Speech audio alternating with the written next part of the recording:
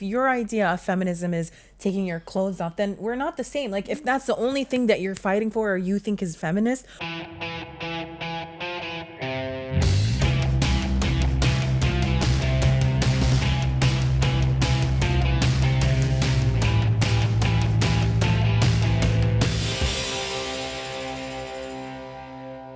Hey, I'm Zainab. And I'm Mia. And welcome to another episode of Sprinkles and Spice. And like the great poet Christina Aguilera once said, this is for my girls all around the world who come across a man that don't know your worth.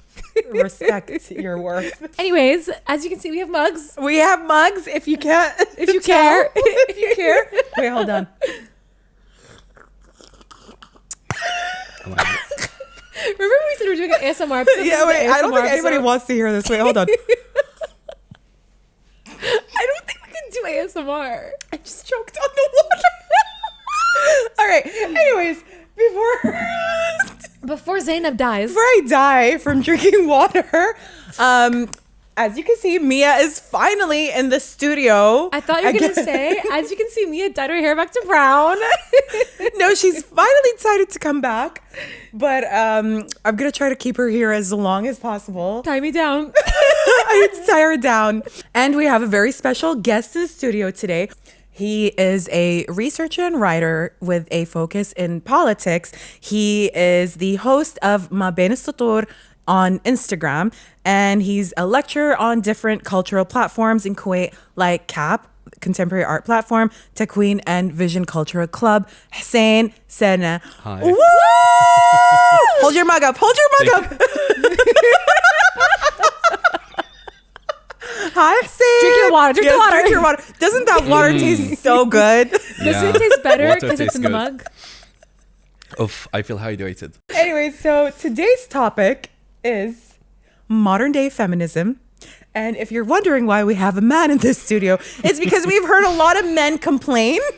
We heard actually a lot of men hate on us. A lot of men are mad. So we were like, okay, when we talk about feminism, we're going to have a man in the studio. We're going to give you guys a platform for once to speak. For once, yes. We'll hear you one time. And I think Hussein has some disclaimers. Okay, no pressure. What are your No pressure on me. disclaimers? Well, I just don't want to be beaten on this show. It's too late. And I'm not representing anyone. So are you saying you're not a feminist? Are you saying you're not a man? Wait, let me just have some water.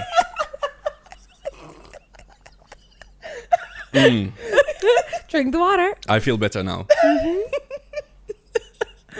All right, so No disclaimers. no disclaimers. That's it. You just don't want to be beaten. No, but honestly, like the reason why we asked Hussein to come on, because Hussein, you are someone who is Education. you're You an have one. intellectual person. You research, you write, and even your little series on Instagram, Ma Bene Sutur, like you talk about like books, right? You It's review mainly books. book reviews. Yeah. You're not just a pretty face. program. Yeah. Thank you. He's also Fajr's husband. He is also married. He's also married, ladies, La. I didn't do this. with the ring. Why is his hand shaking? Because we didn't have time to eat. Yeah. You didn't? No. Do you want to? No. Adi. Oh, It's okay. so I'm good. sorry. That's All what right. happens when you don't read the time, right? Anyways. All right, Mia, do you want to give us a brief overview of what we're going to be talking about? Yeah. So today's topic is going to be about feminism, but very specific to the MENA region and modern day feminism. So not just like, we want equal rights, what feminism really means every single day to all of us. Yeah, but obviously, before we start, we are going to give a little bit of historical context. But before we do all of that, we asked you guys a few weeks ago on our Let's Get Spicy segment. Every Friday. Every Friday, if you don't know, we asked you guys a couple of questions. And the first one was, what did we ask? Do you consider yourself a feminist? And it was a poll. And only 72% said yes. And 72. I thought it was 67. Girl, please. At least it was over 70. But still, 72 said yeah, and then 28% said no. But I also feel like the 28% said no shade. I feel like they are thinking of feminists in like a negative connotation, because there is a negative connotation to feminism now anyways. I mean, we'll get into that in a bit. And then the next question we asked was, what does feminism mean to you? Yeah. Oh no, what does being a feminist mean to you? What does a feminist mean to you, Hussein? Okay. First of all, thank you for having me. I like your show, girls. And Girls. yeah, I said girls. But for women. For girls. I'm not a girl, not yet a woman. I like your show, women. No. I like girls better. It's like, girls. No, seriously, I think it fills a void, and I bet you can tell from your audience that no one is speaking about these topics about in this language, you know.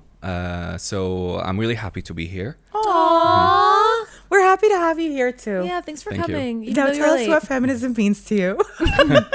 Answer the question. Yeah, okay. Hussein? So I think Don't put him on the spot. no, عادي خلاص. We're under the spot already. I think we can approach it from in two ways. Feminism as a term is a modern construct. There was nothing before modern time that's called feminism, but there was always issues that has to do with women.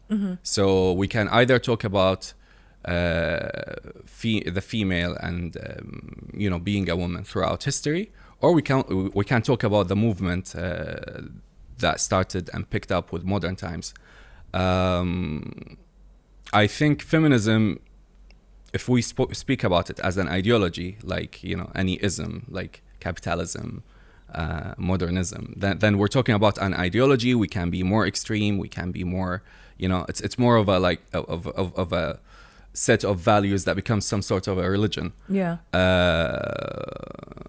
And that's also valid. It's a social movement. It was built on fair demands that started first with you know, demanding the rights to vote, and then it developed into something more than that. It became about general rights, more equality. That made it more of an ally with other movements that has to do with social justice. So the Black movement in America, post-colonial movements in the Third World, and it can be seen in these patterns. So we asked the viewers who answered the Let's Get Spicy segment what feminism meant to them. Yeah. And, well, the answers were a lot shorter and simpler. So they're not probably well read in the field as saying, maybe. Because also Instagram has a limit on words. Also Instagram does have a limit. Thank God. Did I just make 3 reels? You just filmed a whole podcast episode. So let's read out some of our favorite answers. I think the one that I think makes the most sense in like layman's terms, like when I think of feminism myself, it's like this one. It's someone who believes that both males and females should have equal rights. Yeah. I think that feminism, to us at least, because we're not extreme feminists in any way, we're very much like centrist. We do think men and women should have equal rights. That's the least we want. You know. Yeah. I mean, one that I really like, it's literally a one-word response, but I feel like it really just sums it up. Justice. Yeah. That was Yeah. a phenomenal Yeah. answer. Yeah. And I think, like, just piggybacking on what you were saying just now, like, I do believe that feminism now has been kind of synonymous with man-hating. Yeah, 100%. And that's why I think we're doing this episode, is to talk about, like, you know, what when we say we're feminists, what we mean we are. Like, you know, just wanting equal rights doesn't mean that I want to be a man. I'm not trying to be a man. No, I mean, especially I think for some of the North African, even sub-Saharan African countries, like when I think of feminism there, I think like a woman having the right to her own body. So I'm talking more about female genital mutilation that is still a common practice in certain areas of Africa. I'm talking about, you know, like women being married off against their will. Like there's still a lack of control from women on their own selves. Which is quite shocking. So when I think of feminism, I really think like I want the same rights that a man has, which is, you know, voting, equal salary, right to his body, and that's that. Like I'm not. I think when critiques of the movement talk, and they say, "Oh, this came to us from the West, and this isn't in accordance to our values," and things like that. They don't pay attention to these issues, and they always focus on extreme, feminist ideas or white feminism, but they don't think about Indian scholars who spoke about that, or they don't think of it, as you said, in terms of justice and equality, and we can break it down to that, basically. Well, I think when people think of feminism, I fully agree with Hussein. They do think of like the white feminism, like the free the nipple kind of movement. Yeah, so that's actually one of the responses that we had here. I think kind of like is in that kind of same vein, I think. So we had someone say it's a waste of energy. Just be a lady for God's sake. Yeah. How do you feel about that? It talks about gender, like as if you have to perform a certain role, but that's the issue that we're trying to discuss. Like, why do girls have to wear pink? Why do they get their bedrooms painted in pink before they're born? You know, like there's your biology, your body, and based on that, there's a constructed gender that was constructed throughout history. So it's really hard to break because it's like thousands of years of accumulation. But it's how you are expected to perform with yourself, how you're expected to feel, to talk, to perform in a society.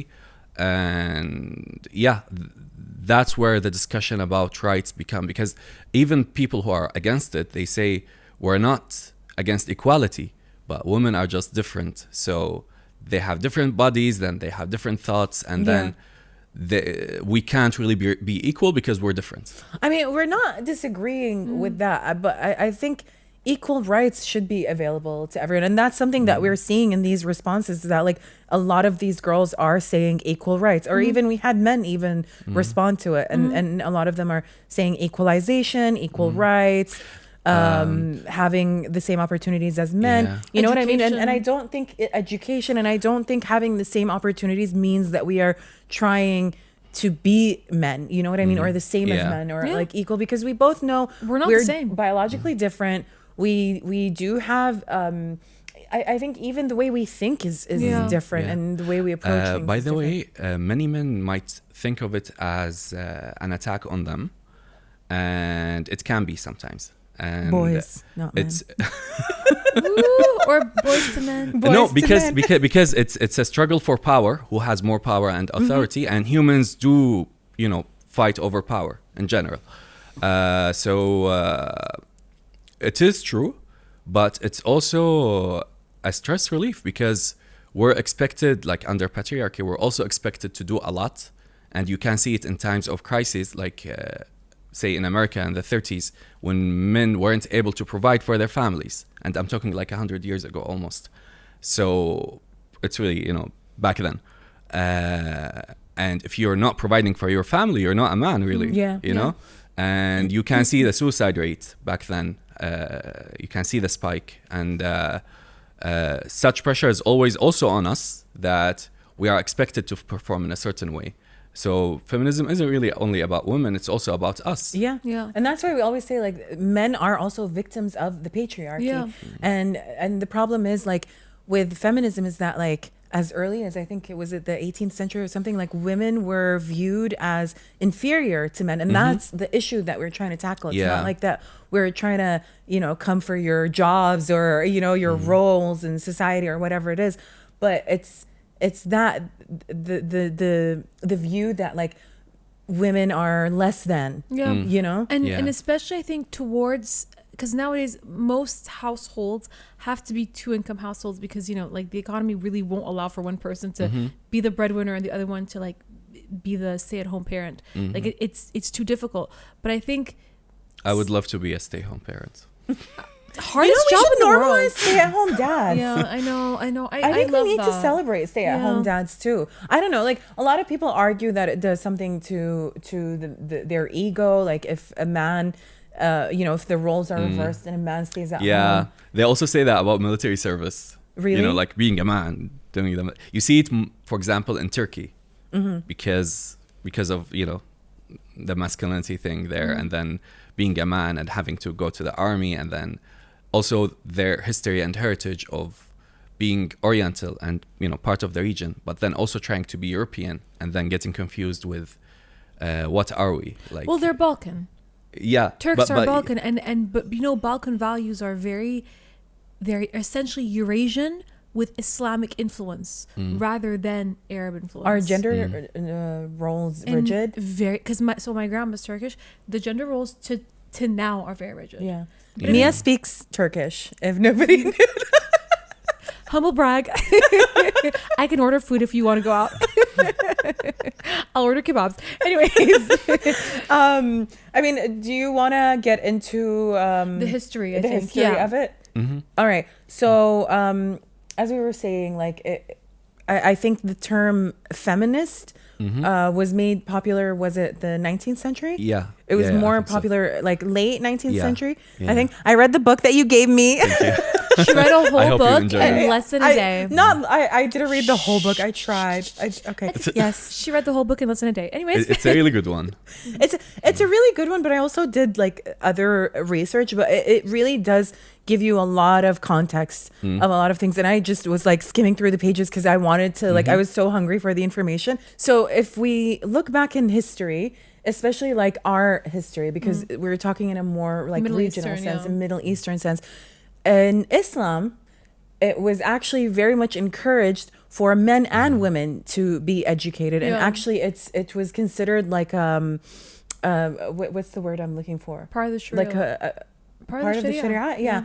Like it was actually like, You see leading female figures even in early Islam. yeah, it was a duty actually for you. And like you said, there are female figures who are leading like the education. Like we had Sayyidah Fatma and Sayyidah Zainab. They were leading like the teaching and even the story of the first time the Prophet had the revelation, like when he went home and his wife comforts him, Sayyidah Khadija. Like we don't usually look into this story in terms of a feminist lenses, but there was this Afghani writer Atiq Rahimi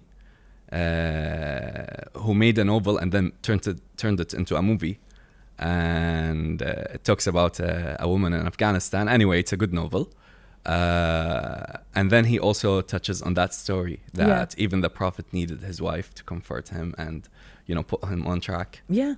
And I think we see it like the role of the woman in a Islamic context in history like was very prominent. But I think later on we see like the patriarchy, which was introduced by colonizers, and it was a very much imperial like view where they wanted to push the role of the man as the stronger, as the superior, and so that's when I think we kind of like went backwards. Like we were actually quite progressive in the, what was it?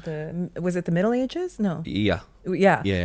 And then I think it was the 11th century where the patriarchy I think was introduced in our I feel area. it has, like, if you look at ancient history, we also had pharaohs who were females. They were governing Egypt. You have it in Persian history. Cleopatra. Yeah. No, but the thing is with the pharaohs that's really interesting is that I would even say like that was a time where I would argue there was more gender neutrality than ever after in history. Because there was no discrimination between a female and a male pharaoh. It's a whole different culture. Like I think even Native Americans had different views of genders. I came across this somewhere, but I didn't prepare it for the podcast. Like this idea of dichotomy between man and woman is only from certain cultures, and they were spread. Well, it's also, I mean, not to get into religion, but it's also I think because I went to a Catholic school for my primary school, like most kids in Europe, and there's something that I remember really like feeling like as a child when you read about like sort of Adam and Eve, I always found it so interesting how it was just Eve's fault, you know. If Eve hadn't had the apple, if Eve hadn't been seduced, it's almost like if you're a woman, you're not just weaker physically, which okay, most women are weaker than men physically, fine, but you're weaker with your will, you know. You're more easily seduced. And that's actually when I was reading the book, it said something about that, where it was actually an idea that was pushed by the church, I think, that the woman is weaker, and because Eve was created from Adam's rib. And the history overall is written by men. Religion is written by men, you know? Like most of our cultures, most of our heritage, what we inherited from our parents as humans, if you look throughout the world, it's mostly men that were dominating. Well, I agree with that, because my thesis for my first master's was basically if Sharia law is unfair to women regarding honor killings.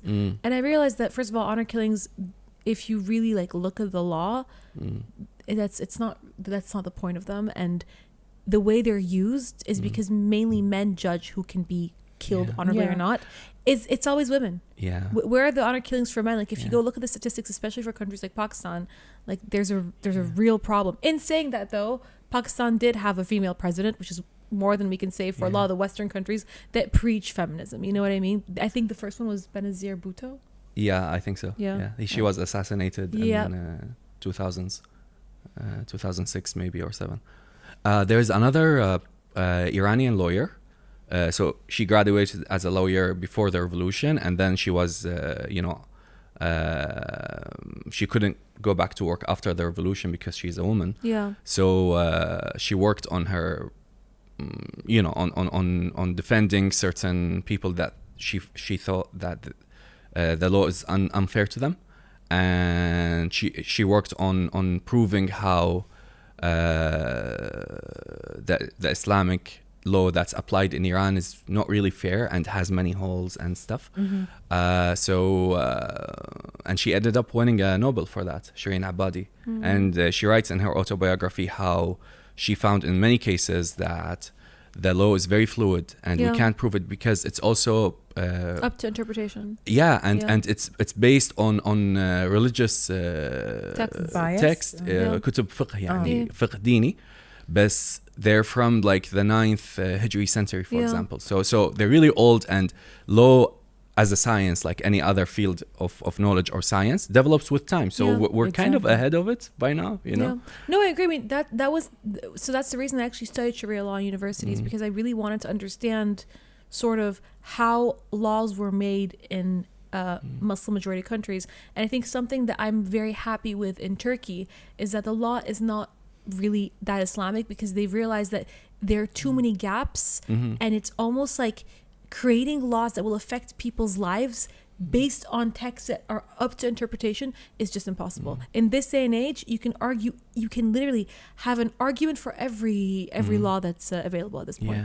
And that's why I think it's better, like back to feminism, if we want to hear feminist scholars talk, I would rather hear someone from Malaysia or Nigeria or India, and they all exist. Like there are leading female scholars in all these countries, than hearing someone from Europe, because they can relate to these issues and they have been already discussed, like that how much we need to work on the religious opinions or arguments, and catch up with the times.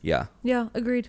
So obviously you know this, the first wave started in the mid-19th century, mid-18th, and then it ended around 1920, and then we had the because what was it? Was it for women's right to vote in the US? The second one was in the 60s, I think. 60s to 80s. I don't think we can even argue against dividing them into waves. I know a lot of people have like trouble because they don't really have a starting date. Yeah. You know, it's just a movement that picked up. Well, but that's why I would argue that the last one, the third wave, the 90s to the like mid 2010s or early 2010s, I would argue that one makes sense though for the time, because the image of the woman, I think in the 90s, like there was a lot of pushback on what a woman was, and I think now we are arguably in a fourth wave of feminism because of social media, and because women being more outspoken. Like we have the Me Too movement, like we have a lot of I hate the word, but wokeness Yeah. regarding what really happens with women. But I think the current wave of feminism now is different because it's more of like, I guess, autonomy over our Bodies. bodies. Yeah. It's shedding light on like rape culture, over Sexual sexualization, sexual harassment, and Yeah. stuff like that. Whereas like before, I think it was more about like women wanting to Have maybe a voice. enter the workforce, Yeah. have a voice, and all of these things. So now it's shifted more into that realm. Yeah. Yeah. I think we started with more basic rights, wanting to vote, to participate in a public matter, which is politics. And then even how history went by, it contributed to giving the rights, because in Europe after World War, they realized like they don't have enough male population, and they need to take in consideration the women's vote. So that contributed to giving the right to vote to women. The 60s to the 80s, we had technology developed. We had I don't know if I can talk about this on the control? podcast, but things that has to do with sex, honor, they became more normalized because people were like, well, we have protection now, we have pills, we have doctors. Why do we have to talk about, the idea of honor has been deconstructed in many European countries and outside Europe. Maybe we're not there yet. And some people don't think this is a track that everybody is catching up on it. Like everyone has their different path, and we might take a different path.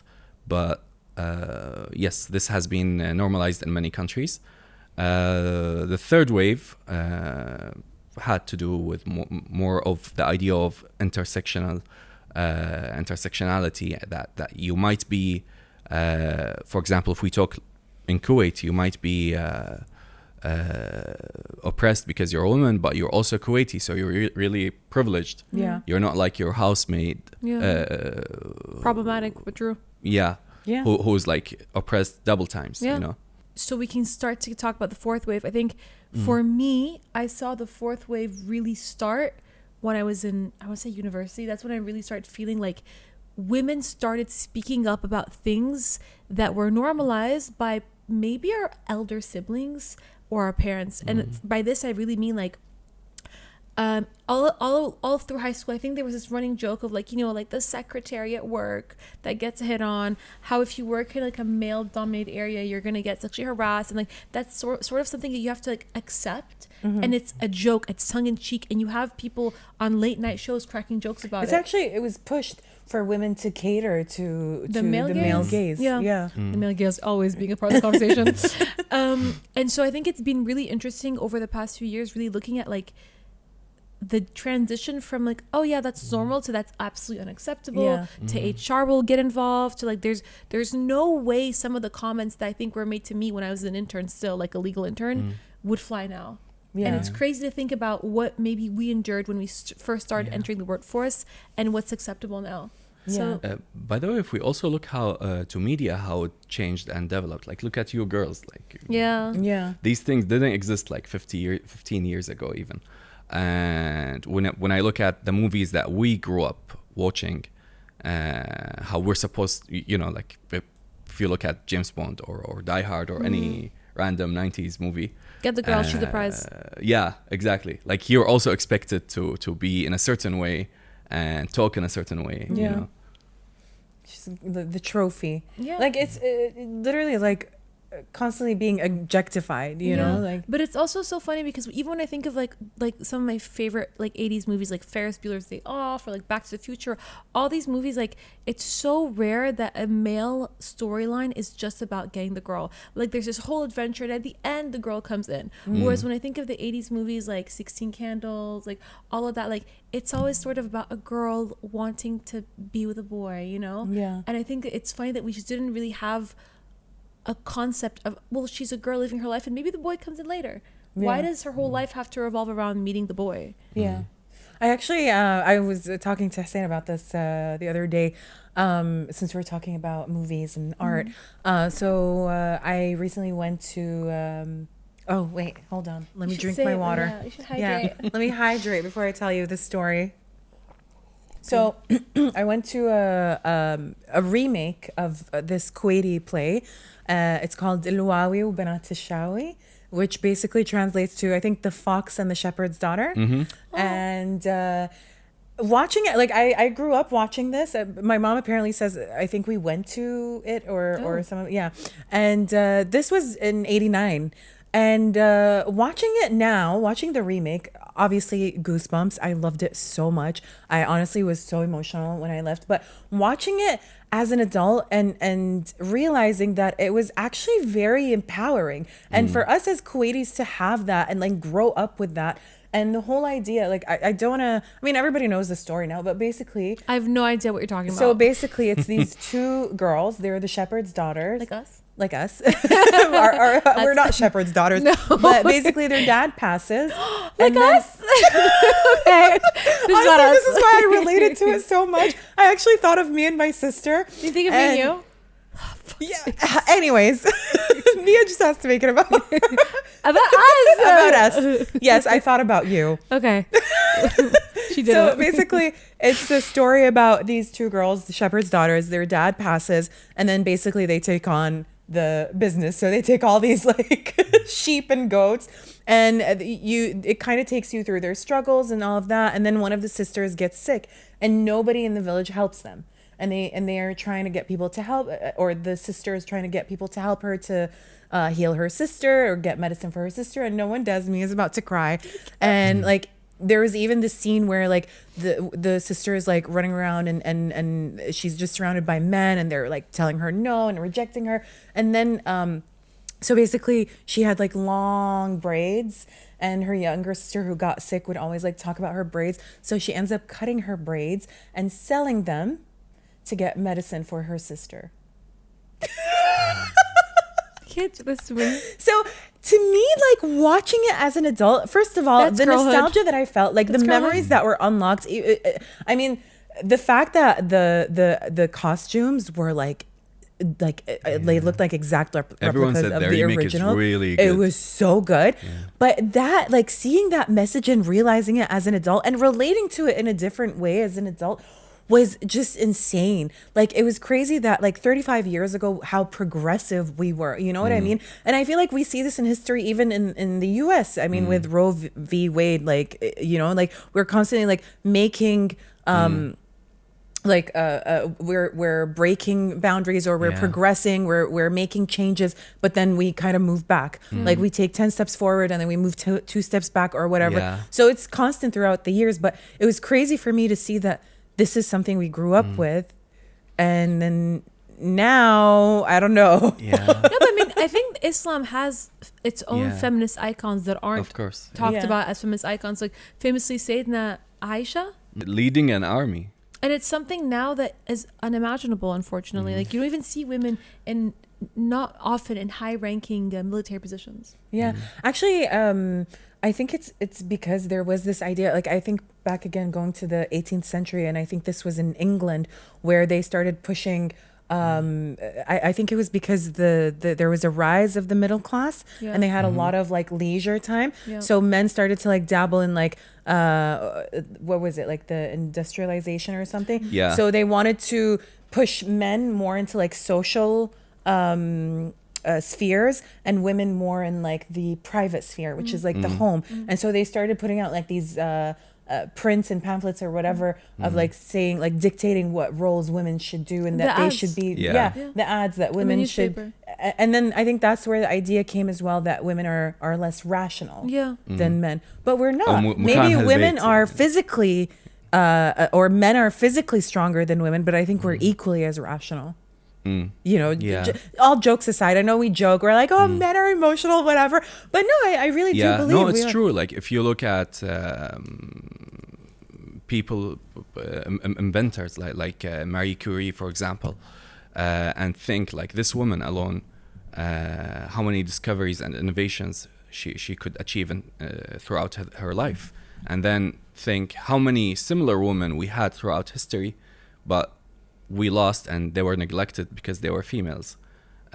Same with writers, same with you know, like even Angela Merkel leading a country like Germany and making it peaking through her resident era.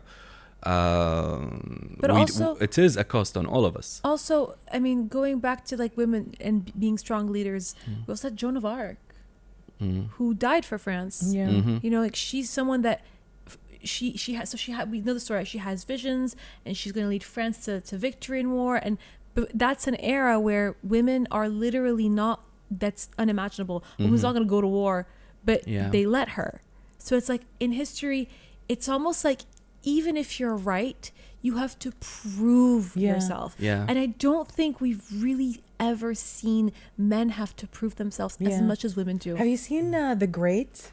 No. Yeah. It's about Catherine the Great. It's more of like a parody of it. It's a take. It's a take. Isn't it Elle Fanning? Yeah. Yeah. It's so good. It's one of my favorite shows. And I think that kind of shows you how she had to struggle to be respected and how he was just like, doing fuck all, like just making the dumbest decisions ever. And I'm sure like a lot of it was exaggerated, but like how much of it was rooted in reality. But also, so in England, we have also Queen Elizabeth I.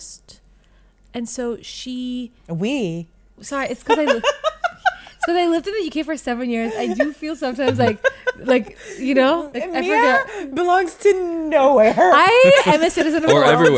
Or everywhere, actually. But like in the UK, there was Elizabeth and Albert was he was not the regent in the same way that she was. He married her, and she had a higher ranking title than him, even though they were like related. She was still like more the queen than he was. Anyways, we see it time and time again. She was an amazing leader.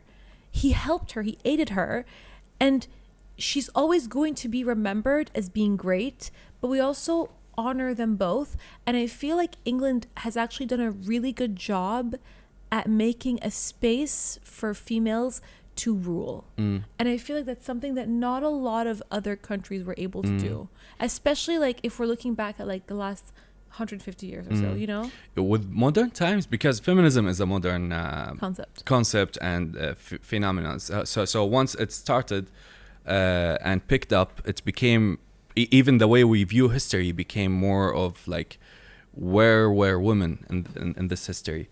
So and I think it was even in the interest of like it's the path that modernity took. It contributed to equality and giving rights to women. What I mean with this is when the Industrial Revolution happened and businessmen wanted more labor in the market, they pushed also for women rights and for women to work outside the house, because this would make more supply more labor into the market, and then it would make the prices cheaper, and it would also break unions of workers because they would be divided among themselves between men and women. So there were other interests, and these interests so is that like a capitalism agenda? Yes, okay. but it's also like critics of feminism now use this as an excuse or a reason to say that no, it's invalid, we shouldn't have it. It has the business interest and capitalist agenda. Yeah. It's true, but it doesn't really it doesn't mean it's unfair or it's wrong, and I think much of the conservative criticism that feminism faces is based on fair ideas. Many Islamists take postmodernist critiques and apply it, put it within Islamic branding, and then they say, oh, the West has this, so we shouldn't, which is crazy, because we said earlier that the patriarchy is actually European or Western. Well, we kind of contributed to it in a way. Yeah. And I feel the question breaks down into should we import ideas from abroad or not? We did it before. Islamic philosophy is based on Greek philosophy. Why don't we do it again? And then the other question becomes, if we want to import ideas and ideologies from abroad, what to keep and how to Yeah. make it suitable to our culture. Yeah. I mean, since you touched on criticism, I think it's time for us to talk about the pitfalls and also the criticism of feminism, because we all know feminism does get a bad rep, especially amongst men. Like even today, I was telling the men that I work with that, you know, we're filming an episode today and it's about feminism, and they all rolled their eyes and they were like, oh, you know, girls can't stop talking about feminism. And if you do, you need to, like, you know, take it easy. And I was like, I understand where you're coming from, because I feel like, yeah, like we said, like, feminism has become synonymous with man hating. Wait until I send this episode to the group of Duania. Are you gonna get roasted? It's okay. That's a real man. No, I mean, ladies and gentlemen. like sometimes we get serious. We talk about things seriously, and it's also within our close circles. So I hear what my friends say without the presence of any woman. You know. But yeah, I would put up with some roasting. I think at the end of the day, if women are having a conversation, you know, time and time again, because feminism is not a conversation that just started last week, it's over 100 years old, is because there is an issue, you know, and I think it needs to be addressed. Yeah, and I'm not saying we're not making progress, we're making progress, but are we making progress at the same pace that we would have been had this been an issue that men were dealing with? Yeah. I think we all know that no, that's not the case. Yeah. And I remember one thing that happened, I think I might have touched on this before, you know, in my university, in one of my universities, I was a student at a time where there was a group chat that got leaked where men were talking about girls that they would sexually assault.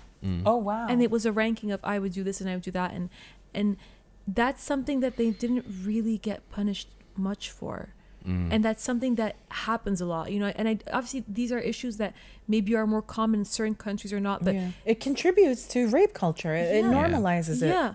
And women already don't feel safe. Women are the only creatures, living creatures, that will go on a date with their predators, because That's why we have this trend now on social media where they're asking, would you choose the man or the bear if you were in a forest? yeah, everyone chooses the bear. Yeah, most women choose the bear. Which, I mean, I do also want to talk about, like, a lot of people use feminism to kind of abolish the man's role or kind of reverse the role, because basically feminists, I think our goal obviously is equality and to kind of Shed light. Not just shed light, kind of like break down or what's the word I'm looking for? Not break down, Social but like justice? kind of break the control that the man has over women. You know what I mean? But we're not here to abolish the man's role, because at the end of the day, We need the man. We need the man. We We want the need man. each other for, like, and I think a lot of the times, like, there are certain agendas that push certain you know, movements to an extreme so that it backfires. I think you and I were talking about this the other day, and I feel like with feminism, that's kind of what happened, to kind of attack maybe the nuclear family, I guess, because once you do that, you break a society. Yeah. And then once you break a society, then, you know, it's can easier wreak to havoc. divide and conquer. No, but also there's the commodification of, like, the girl boss concept. Yeah. Like, what is a girl boss? I mean, I also feel like that That's a weird girl boss. That's it. was a girl Summarized. boss. So the idea of the girl boss is that she's a boss just like any other man, but why do we have to say that she's a girl boss? You know what I mean? Yeah. Yeah. Why are we making it a thing that a woman can't just be a boss? Yeah. I think that's when we really see feminism take a direction that's maybe more white centric. Like, we're losing focus here of what's important. But also there's the over sexualization. I mean, I want to touch on what you mentioned, the Girl boss. girl boss. Yeah.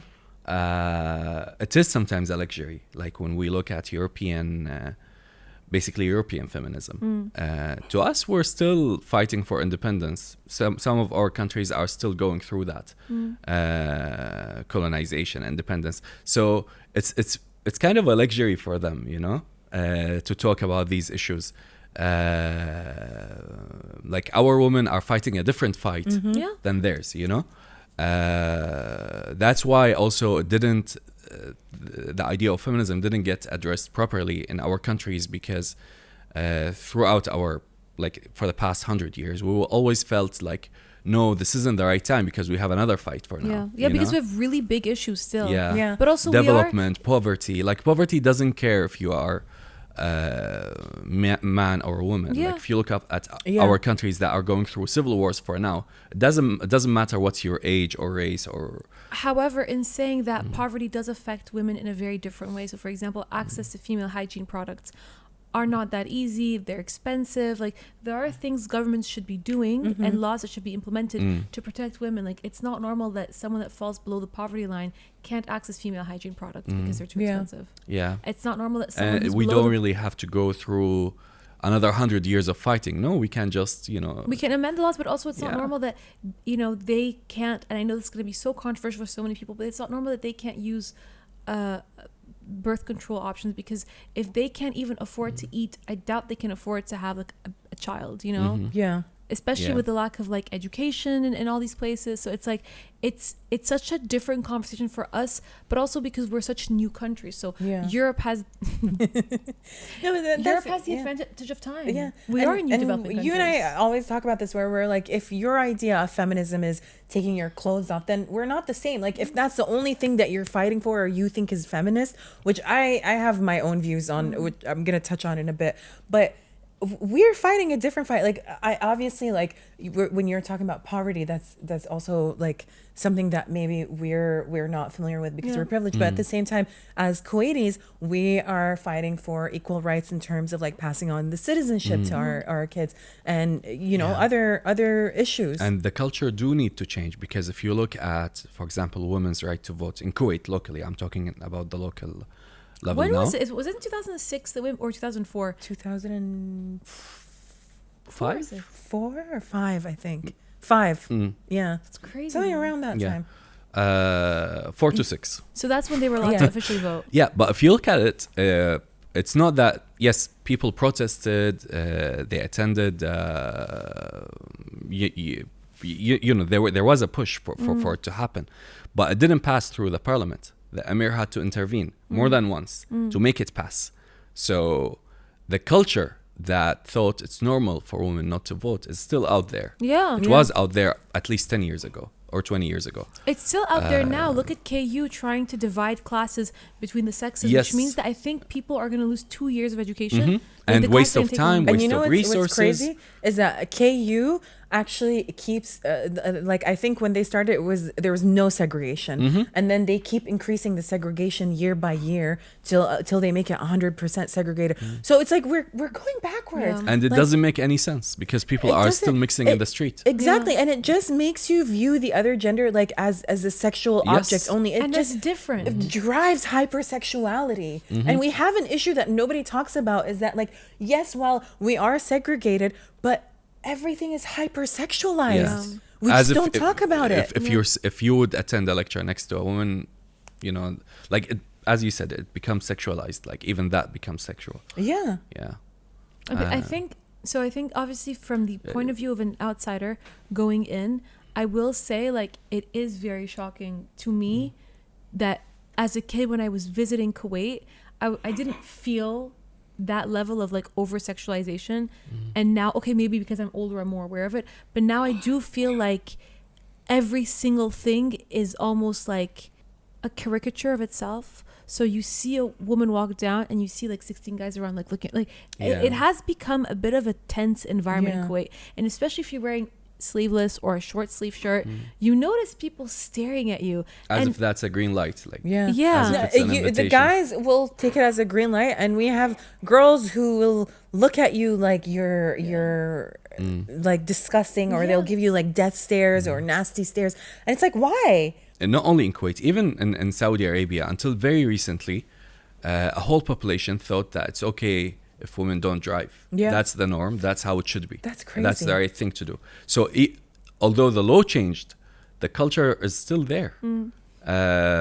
So we do need to talk about these issues, and we learn as we go. Like, I'm still learning. I'm still growing. We're all still learning what's right and wrong and what to do. And that's the thing, is that, like, we're not here to attack, like, as men and women, we're not here to attack each other. We are trying to find a common ground where we can actually just live in this society peacefully together. You know what I mean? And that's the problem, is that, like, when you talk about feminism to men, that immediately they shut down. They don't want to hear you. You know what I mean? And they ridicule anything that is feminist or kind of pushing, you know, women empowerment. It's like, you know, whatever. They brush it off. You're either a butch if you're a feminist and you hate men, or you're parading naked around the internet. And both, listen, وانا مالي, you know, like, that's not my problem. You do whatever you want to do. By the way, if we look at it, it contributes to the economy, it doubles our resources, because half the society is females. So if they contribute to production, if they contribute, like this podcast per se, like I couldn't make it, you had to make it. So the more we allow our women to be free, the better we will be. We will have more resources, more output. Taylor Swift and Beyonce single-handedly raised the economy in the US this year. That's something that, I'm so sorry, I don't think a male artist has done that anytime in the recent past. There hasn't been that outcry. And I mean, like, I think especially when it comes to, like, the right to vote, like, to me is, you know, you'd think it's common sense, because, like you said, we represent 50% of society, so we need to also have our say, or we need representation also in parliament. I mean, and there are laws that are about women.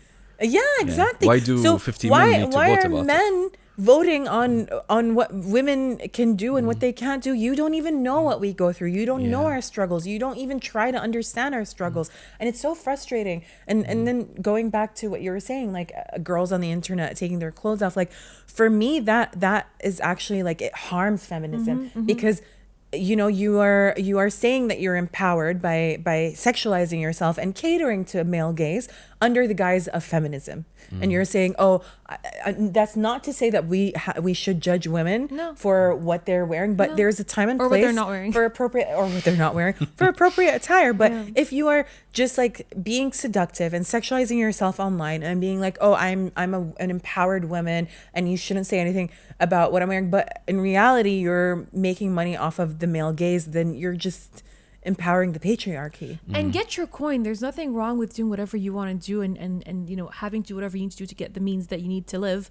But at the end of the day, this is a conversation that is so separate from men. So whenever we are putting feminism with man hating, like the extreme, or catering to men hardcore, we're again bringing it back to men. But when we make it about us and sort of focus it on women and what we want and not what we hate or what we adore, which is attention, or attention, then we keep the meaning of feminism true to itself, which is again about equal rights. Feminism at the end of the day is about women. It's not about men and women. It's really about women. It's about what we feel we lack in society. And the fact that we feel we lack something is why we don't feel equal to men yet, you know? Yeah. But with that being said, I do feel like modern day feminism has also scared men. I mean, like, we've seen a rise in a lot of women choosing to be celibate and not be married, and we've also seen a rise of men being afraid of approaching women. And by the way, Tara, this happened with many modern movements. Like, that's also why you have a return to like, in every culture there are extremist people, because people get more attached to their identity and they get scared of this, like, rapid progress. So you have this backlash of like, you know, comeback of extreme political parties, of conservative movements, and of extreme even religion in many countries. We have it here. India has it. The West has it. So there is this, like, reaction that we need to deal with. I would say, like, we've seen it also on TikTok recently. TikTok correspondent here. But there's the return of the trad wife. So the trad wife, for example, is Nara Smith, who's Lucky Blue Smith's wife. And we see her every single day waking up. Am I going to pretend that I know these people? Okay. Oh, Nara. Yeah, I know Nara, of course. So oh my God, she has such an ASMR voice. And she wears her, like, cocktail She gowns. looks phenomenal, but what does she do every single day? She is a trad wife. So I think she's originally Mormon, like Lucky Blue is. But every single day she wakes up, she's like, oh, my kids wanted granola for breakfast, so she makes everything from scratch. She cooks for her family, like, and she in like gorgeous gowns, and she looks like what I imagine the American dream in the 60s would have been, you know, like just a beautiful wife that's always dressed up and looking prim and proper, cooking in like this just amazing kitchen. She lives the dream life of many people, and I think there's nothing wrong with that. But gotten a lot of scrutiny. Like she's under a lot of scrutiny for that, where they're like, you're pushing this unrealistic ideal on girls, and it's like very not backwards. everyone can do that. Yeah. I mean, also it's because, I'm sorry, but making everything from scratch, like your kids are like starving. There are quicker ways now. I know, first of all, how do you know that like that's what she's pushing? Like for her, I think she's getting paid for this content, and it makes her happy. And the fact that she's very young, I think she's like 23 or something. Like that's why people are like attacking her, like you know, like this is not very feminist of you and whatever. But mind your business. Feminism is about letting every woman choose what she wants to do. If I want to be a stay-at-home wife, I can do that. If I want to be a girl boss, I could do that. You know what I mean? If I want to join the military, I should be able to do that. You know what I mean? And if you want to take raunchy pics of yourself on the internet, you should also be able to do that. It's your body, your choice. Yes, but don't put it under the guise of feminism. Let's just, if you're trying to be seductive, just be seductive to cater to the male gaze. Just say that. Don't be like, this is feminist of me. Just caption it, felt cute, might delete later. We know, Queen. We know. We know. Or thirst trap. But like that kind of reminds me of something that I saw recently, where you know, we see a lot of people talking about, you know, femininity coach or how to teach you to be in your feminine energy. No, but okay, you know what? In defense of that, it's because the men are really in their feminine energy. Yeah, Tarek is out. No, but it's teaching girls, not men. No, but the women need to be taught to be their feminine energy because the men have learned how to be their feminine energy a little too much. Like, actually, I disagree. I don't think we see enough men who are in their feminine energy, honestly. I think we do. Really? But we don't realize they act very coy. I think this is men's sassy era. Men are acting coy. They want to be chased. First of all, they're afraid to approach a man because they're so afraid of rejection, which is fair enough. Like, you know, because I think women. I think this always existed, but now with the social media come up with, and access, we get to see it more often. No, like, men used to come up to women a lot more. Like, I'm gonna tell you, like, I'm gonna give it to you straight. Men in the past I think since COVID actually, it's gotten a lot worse because everyone's social anxiety is sort of like flared up. But I've really seen a spike in women hitting on men. Do you think that's a communication issue? Yeah. Them not being able to like. Yeah, well, I also think it is like they're afraid. A lot of men are afraid because they're scared that, you know, they're going to be accused they don't want to be harassing a labeled woman, or they're afraid of rejection or whatever it is. Because yes, while we are fighting for our rights and all, but there have been a few women who kind of take advantage of these movements, and they're capitalize on they're them. the rotten bunch, you know what I mean, and they kind of ruin the whole thing for us. But yeah, I do believe that men now are scared more than ever to approach women, and it's a problem. And that's why we see a lot of single women now. Like even the jokes on the internet, you see like girls that are like, oh, I decided to go back into the dating scene or whatever, and they're just scared. Or, you know, I even reposted this the other day. I know a lot of men got mad, but it's not serious, where it was like what was it, reconnecting with nature because I had a conversation with men and I'm like, what the fuck, or something along those lines.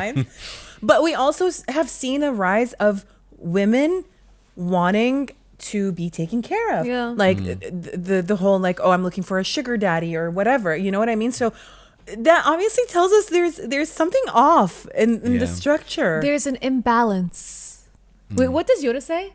There's a disturbance in the forest. Disturbance. Yeah, there is a disturbance in the forest. I think we can all feel it. I mean, it's like there's a running joke. Let's say if you ask a girl why she's single when she's over the age of like 30, it's because it's by choice. Like she just didn't find anyone and she's not going to lower her standards. If you ask a guy, it's because he's still out here having the time of his life. And it's like, I don't want to generalize. I don't think everyone is like that. Yeah. But I do think as the years go by, I look at the people around me and I'm like, like interesting that we're at the same age, and I feel like you're miles behind me. Yeah. You know, both emotionally, both career-wise. I think with modernity, we became more individualistic and more focused on ourselves.